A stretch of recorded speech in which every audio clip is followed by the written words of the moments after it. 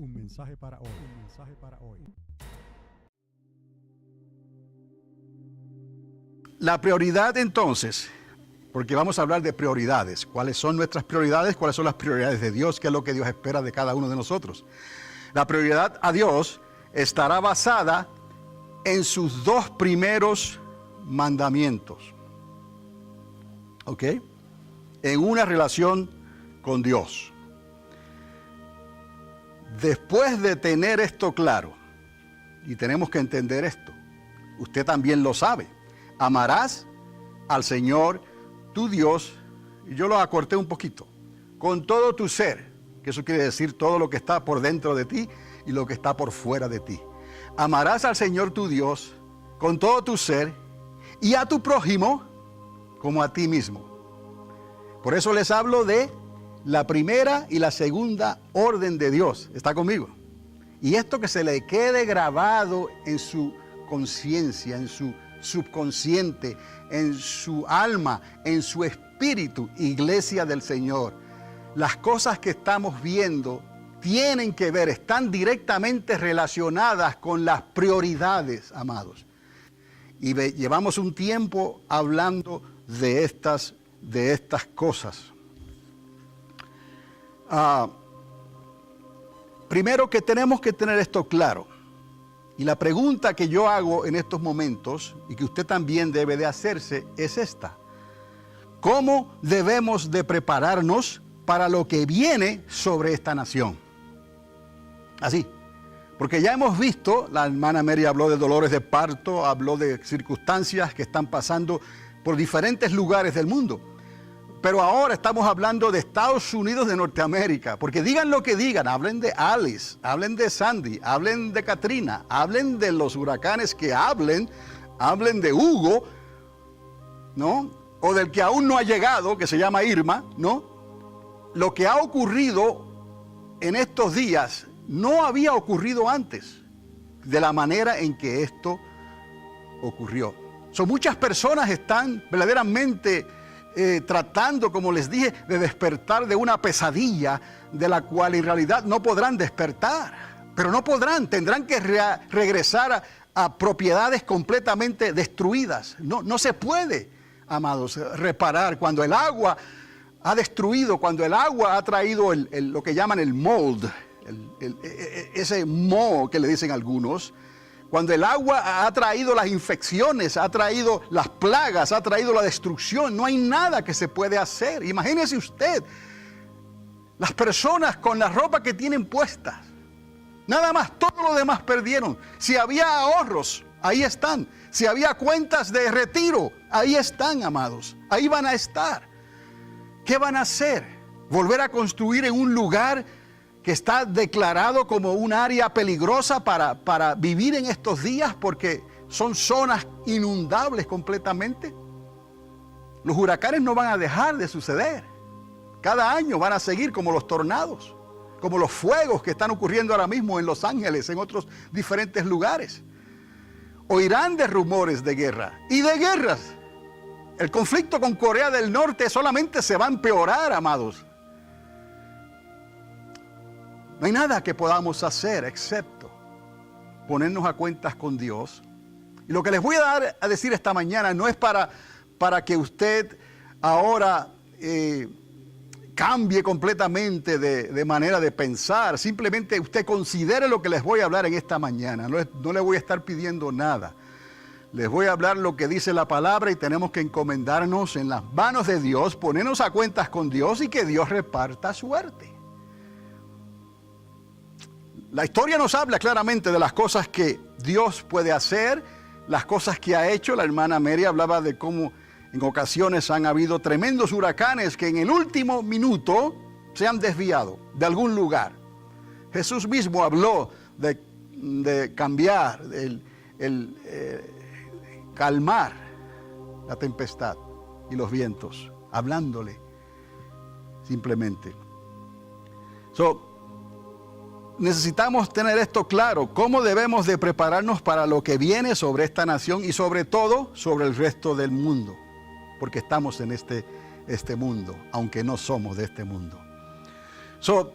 tengo 2 puntos. El punto 1 es que Dios no nos debe nada, para comenzar aquí. Porque lo primero que se oye por ahí no es a veces se le quieren echar la culpa a Dios.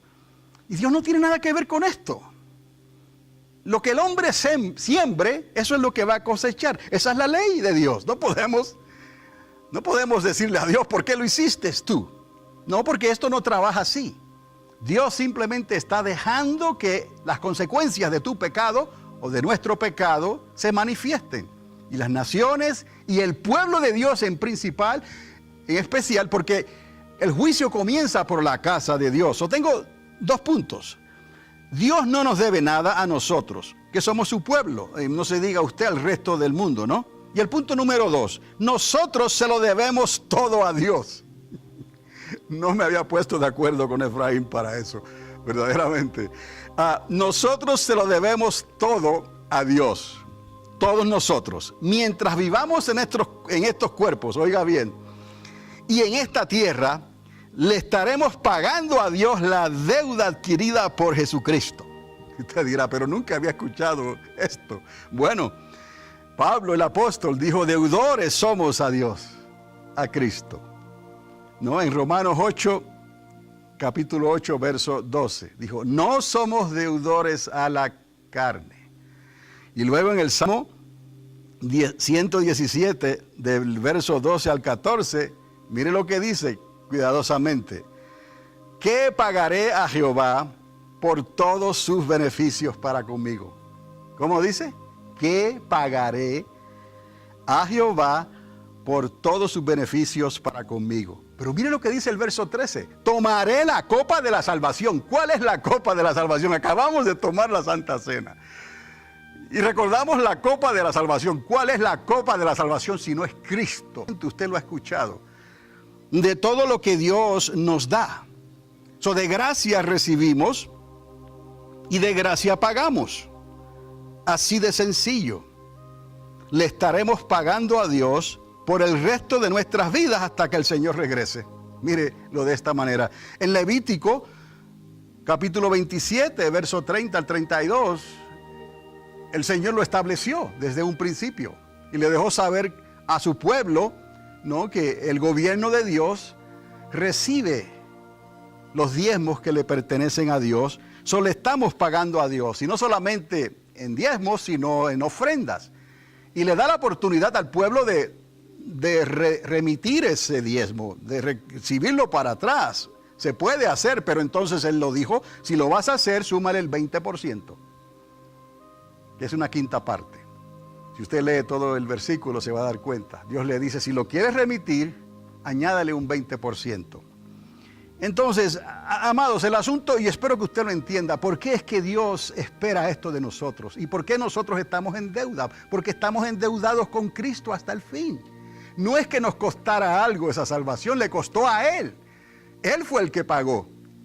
Entonces, todo lo que le damos a Dios, en realidad, Dios no necesita que le demos nada.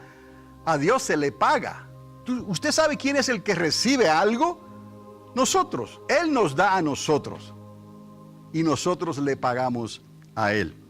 Amados, este es nuestro servicio a Dios hasta que Él restaure todas las cosas. Y nadie se ofenda por esto. Y les digo por qué. Porque Cristo no vino a abrogar la ley. ¿Me está entendiendo? Estamos hablando de un principio bíblico que en realidad no es solamente para su pueblo, es para toda la humanidad. Toda la humanidad está en deuda con Dios, porque Dios le dio una segunda oportunidad. Veámoslo de esta manera. Jesús dijo, pagadle a Dios lo que es de Dios, y al César, que es el gobierno, lo que es del César. ¿Está conmigo? Jesús lo dijo claramente. Tomó la moneda y le dijo, ¿qué hay aquí en esta moneda? ¿Este rostro de quién es? Del César. Entonces él dijo, pagadle a Dios lo que es de Dios y al César, el gobierno, lo que es del César. Ahora, cuando David dijo, no le daré nada a Dios que no me cueste algo, ¿se acuerdan de esto? Lo hemos leído anteriormente. Estaba recordando que a Dios se le paga de por lo menos 2 maneras. Le voy a mostrar esas dos maneras. Es muy sencillo. Y la ley de Dios es universal. Y David fue el que dijo, no le daré nada a Dios o no le pagaré nada a Dios que no me cueste algo. Número 1, se le paga de todo lo que tenemos y poseemos. Así de sencillo, Dios no es complicado. Y no se quede ahí, por amor a Dios, porque se le paga con nuestro tiempo y con nuestro trabajo. ¿O no nos da Dios tiempo también? Dios te da el tiempo, solo le debes a Dios, aún en tu tiempo. Y con tu trabajo voluntario. Tanto trabajo voluntario que hay que hacerse, amados, ¿no? Y todas estas cosas Dios las está mirando y las está pesando en su balanza. Alguien dirá, ¿por qué es necesario esto mientras Cristo tarda en venir? ¿Por qué es necesario esto? Si ya el Señor lo resolvió todo. Recuerde, esto es un principio universal y Cristo no vino a abrogar, a quitar la ley. Él no vino a hacer eso. Es más, le recordó a los religiosos que diezmaban de lo más mínimo, del comino y de la menta, les dijo, ¿no? Ustedes que diezman de estas cosas, ¿por qué desatienden lo otro? Porque, amados, la orden es doble. Hay una primera orden y hay una segunda orden, ¿me está entendiendo? Y si usted sale de aquí esta mañana entendiendo esa primera y segunda orden, que no es otra cosa que los primeros 2 mandamientos de la ley de Dios, que les mostré al principio, amarás al Señor tu Dios con todo tu ser y a tu prójimo como a ti mismo. Y Jesús dijo, y en esto se encierra toda la ley y los profetas, amados, hasta el día de hoy, hasta que el reino venidero sea establecido en esta tierra. Esto será establecido y cuando Cristo establezca su reino, se subirá a Jerusalén también. Se harán sacrificios de alabanza, se harán sacrificios. Dios tratará con su pueblo y algunos no entienden o no quieren entender estas cosas. Pero el Señor dice que aquellos que no cumplan con su obligación, Él mismo impedirá que la lluvia caiga sobre sus tierras. Eso es durante el milenio, amados. Quiere decir que el libre albedrío de la persona, de cada cual, estará siendo siempre probado. Nosotros no, obviamente, a menos que usted se quede cuando se levanten los creyentes, ¿no? Y usted no quiere pensar en eso, en quedarse en esta tierra, pero Dios va a permitir, dice la palabra, que los pobres heredarán la tierra. Dios va a permitir que haya una generación que va a entrar a su milenio sin tener que pasar por el arrebatamiento, sino que con sus cuerpos físicos van a entrar para que puedan multiplicarse sobre la tierra otra vez y llenar la tierra con sus habitantes. Entonces en el fin de ese reino Él entregará todo al... Entendamos esto, hay que buscar a Dios mientras pueda ser hallado, porque temblará la tierra como borracho, vacilará como una choza, porque pesa sobre ella el pecado de la humanidad. Entonces, amados, el ministerio de la iglesia será removido. Un mensaje para hoy.